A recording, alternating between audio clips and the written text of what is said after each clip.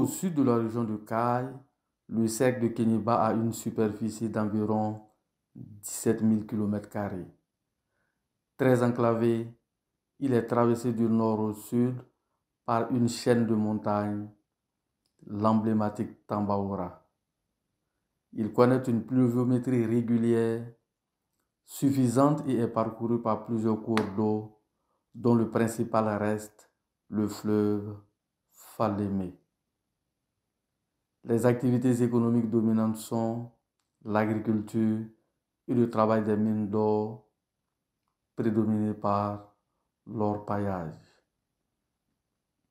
Aujourd'hui, le cercle compte environ 130 000 habitants répartis entre 11 communes et 28 villages.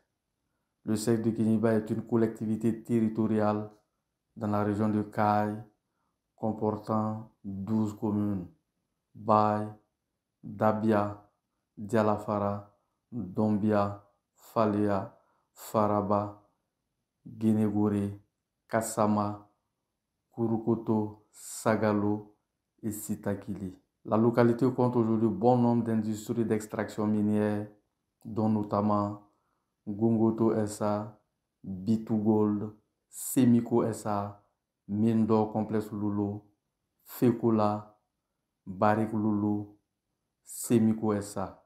Notons qu'en dépit des nombreuses entreprises minières implantées dans la zone, doublées de l'orpaillage à outrance, la localité traverse de nombreuses difficultés et croupit presque sous le poids de la misère qui, faudra-t-il le rappeler, est presque palpable.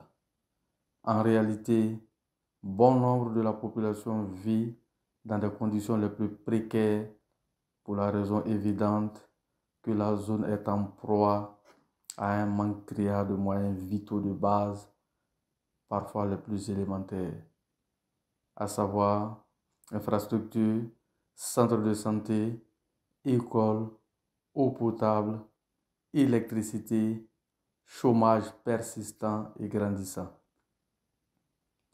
Par ailleurs, le drame que vivent les populations dans le secteur de Kéniéba se trouve amplifié par la flambée démographique causée par la déferlante de populations étrangères motivée par la quête effrénée de l'or dans la localité.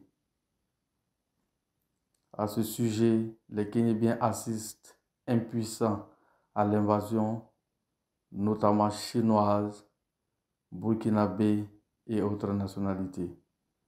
Cette intrusion d'étrangers a fortement contribué à précipiter la dépravation des mœurs avec en pôle position la prostitution, charriant son lot de conséquences au plan social et sanitaire.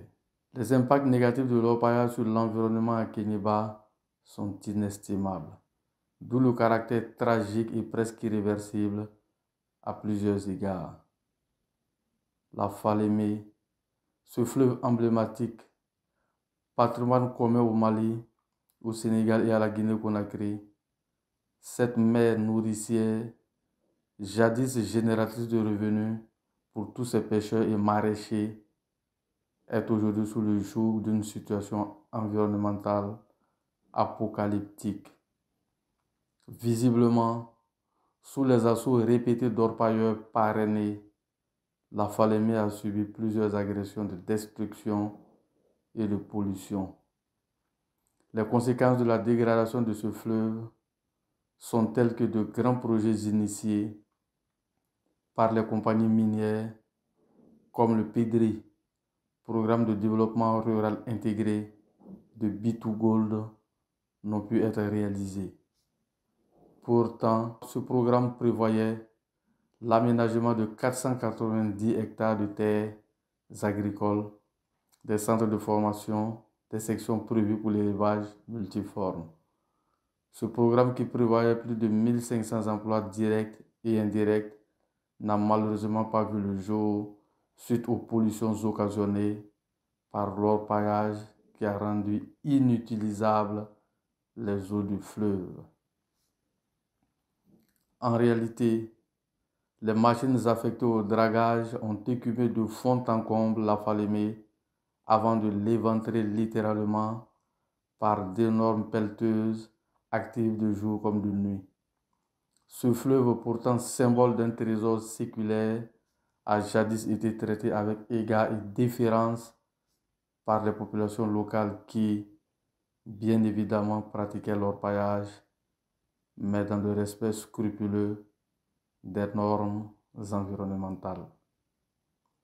Depuis les temps ancestraux, l'orpaillage était pratiqué notamment par les femmes qui, loin des produits nocifs à la faune et à la flore, à l'instar des motopompes, utilisaient de simples calebasses pour traiter le banco à travers de petits bassins de stockage d'eau appelés en langue locale Dougoussou. Y extraire les pépites d'or afin de préserver le fleuve de toute forme de pollution. À cause des pratiques actuelles, la pollution des eaux à Kéniéba et environ a atteint un seuil extrêmement inquiétant suite aux produits hautement toxiques fréquemment utilisés par les ressortissants burkinabés, privant ainsi hommes et bêtes de leur droit légitime à l'eau. L'ampleur de la pollution est telle qu'elle pourrait s'étendre sur des générations entières. Le mal est profond, le diagnostic est sévère face à l'inaction presque collective. Aussi insolite que cela soit, il a pourtant été clairement établi que ces envahisseurs ont toujours bénéficié de soutien et non des moindres au sein même de la population locale. En effet, des acteurs clés de la société dans le secteur de Kéniéba ont toujours été de connivence avec les orpailleurs inconditionnels et agresseurs de l'environnement. En guise d'illustration, le forum local, sous recommandation qui était pourtant destiné à mettre un terme définitif à l'orpaillage clandestin, a été décrié et mis à mal par des personnes d'influence au sein même de la population. Il faut dire que l'enjeu relatif à l'orpaillage est inestimable, d'où toute la divergence des intérêts en présence, source de discorde profonde dans la localité.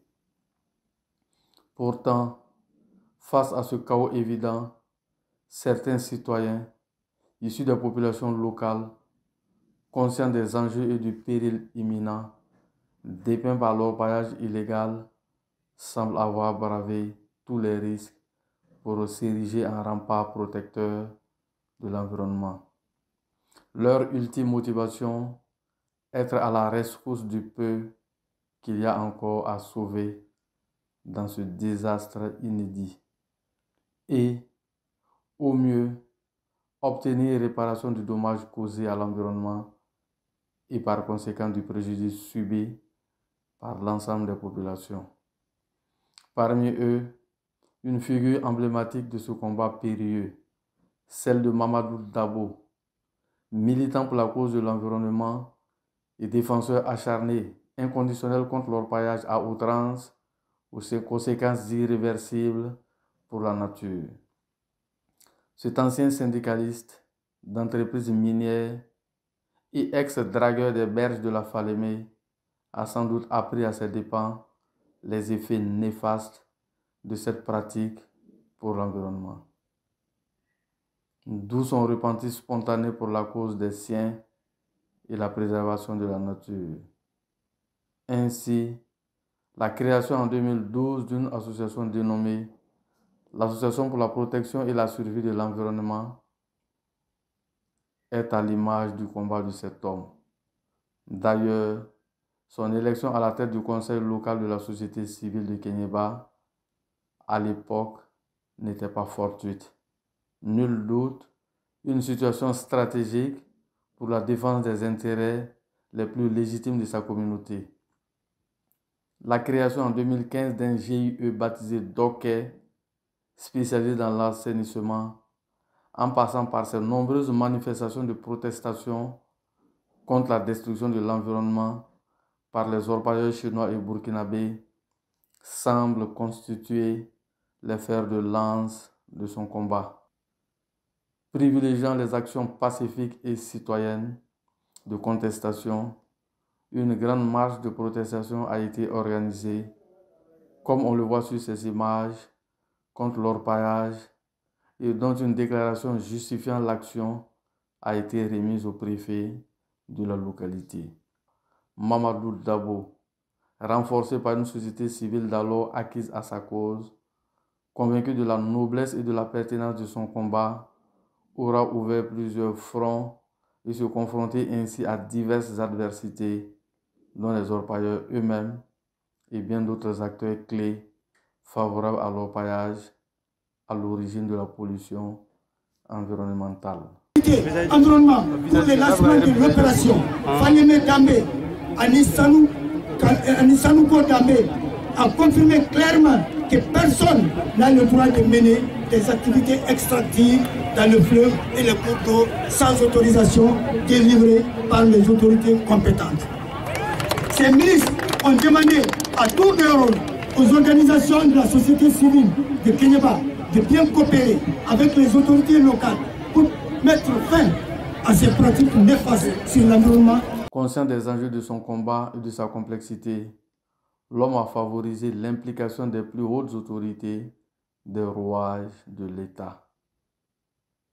Par conséquent, la visite d'une mission conjointe constituée de ministres et certains membres du Conseil national de transition, la rencontre avec l'actuel Premier ministre de la Transition, Dr Choguel Kokala Maïga, pour la cause de Kéniéba, atteste de tout l'engagement de cet environnementaliste militant pour la restauration des sites endommagés dus à l'orpaillage anarchique. Nous sommes là au nom de la population de Kéniéba. Je suis le président du conseil local de la société civile. Nous souffrons de questions environnementales parce que pour le simple fait que les Chinois, les Burkinabés et leurs complices maliens ont carrément détruit le fleuve, les cours d'eau. C'est pourquoi nous sommes venus rencontrer le Premier ministre. Il y avait aussi la question de l'électricité et d'eau qui nous tracasse actuellement à Kéniéba. Ce combat, marqué du sceau patriotique, s'est prolongé par la prise d'assaut des principales chaînes de télévision par Mamadou Dabo afin de communiquer et d'édifier l'opinion sur les crues réalités de la situation initiale de sa localité. Ayant depuis toujours tiré sur la sonnette d'alarme afin que cesse l'orpaillage à outrance, sans parvenir à bout de cette activité nocive, Mamadou Dabo, sous la couverture de la société civile, a finalement axé l'essentiel de son combat en faveur d'une restauration des parties de l'environnement fortement endommagées. Seulement, après 2 campagnes de restauration, les défenseurs de l'environnement se sont rendus compte que les travaux de restauration coûtaient excessivement cher et nécessitaient aussi le reboisement. Pour cela, il fallait impérativement impliquer les plus hautes autorités afin de contraindre les orpailleurs à réparer le préjudice causé, se fondant sur le principe du pollueur-payeur. Pour ce faire, des démarches ont été entreprises et des correspondances rendant compte de la situation chaotique environnementale suite aux agissements d'orpailleurs à Kéniéba ont été adressées aux structures et services compétents en la matière. Cette action de la société civile s'est avérée productive avec la visite conjointe de 3 ministres, celui des mines, de la sécurité et de l'environnement en février 2022, ainsi que la visite de 8 membres du Conseil national de transition et 4 commissions parlementaires du 22 au 28 août 2022. Notons que cette visite conjointe a permis la saisie de machines utilisées dans le cadre de l'orpaillage. Il s'agit de ces bulldozers et autres pelleteuses géantes qui déracinent tout sur leur passage, causant d'énormes entailles à la terre, d'où le fait que le lit du fleuve, la Falémé, ait été littéralement bouché. Actuellement, les défenseurs de l'environnement à Kéniéba, représentant la partie malienne, mènent un projet commun avec le Sénégal le comité de veille et d'alerte de la Falémé CVA, de Kidira, ainsi que la diaspora des deux pays face à la situation du fleuve Falémé. On peut le dire, la société civile sous la houlette de Mamadou Dabo aura mobilisé l'artillerie lourde pour tenter d'évincer le drame environnemental tel qu'il se présentait à Kéniba. Visite conjointe CNT et ministre, audience avec le Premier ministre en présence d'une forte délégation représentative de la situation environnementale. Cependant, les tentatives entreprises pour juguler le phénomène n'ont pas porté les fruits escomptés.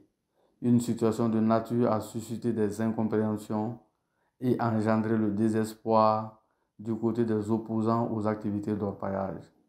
Ce sentiment d'insatisfaction des défenseurs de l'environnement à Kéniba se justifie par le fait que les machines saisies en flagrant délit sur les sites d'orpaillage et qui, dans les normes, devraient servir à la restauration des zones endommagées, conformément au principe du pollueur-payeur, n'aient pas été affectées à cette cause pour des raisons non élucidées. Par ailleurs, les adversaires à la pollution environnementale auraient souhaité plus de fermeté face aux travaux d'orpaillage qui, bien au contraire, s'arrêtaient pendant le jour et reprenaient de plus belle la nuit. De plus, les défenseurs de l'environnement regrettent vivement que le plan d'action dont le CNT a forcé l'élaboration n'a pu être exécuté faute de fonds au regard des impacts environnementaux en présence tels que ceux vécus par les populations à Kéniba et environ. Quant à l'audience avec le Premier ministre, Choguel Kokala Maïga, qui a pourtant enregistré la participation de tous les ministères impliqués dans les questions environnementales, renforcée par ceux de la sécurité et de la justice, elle avait également suscité un grand espoir, eu égard aux forts gages dont elle était assortie quant aux chances de mettre fin à ce phénomène menaçant l'existence de toute une communauté. En effet, le Forum régional pour la protection de l'environnement, dont l'organisation était prévue sous l'égide du Bureau régional de la société civile de Caille et sur recommandation du Premier ministre, aurait été déterminant pour ces questions environnementales. En plus, il faudra rappeler que ces actes forts avaient été posés en faveur de la cessation des agressions environnementales dues à l'orpaillage, dont notamment la signature d'un document ayant regroupé les autorités compétentes en la matière. En effet, une décision conjointe comportant le numéro de la décision du préfet, signée par le procureur, le commandant de brigade, le commissaire, le chef de peloton garde, chef de cantonnement, eaux et forêts, service d'assainissement. Seulement, face à la dégradation progressive de l'espace vital et à la souffrance des populations, l'urgence recommande d'agir pour esquiver le pire. D'où l'impérieuse nécessité de rester focalisé sur la question environnementale à Kéniba et la hisser au rang des priorités nationales.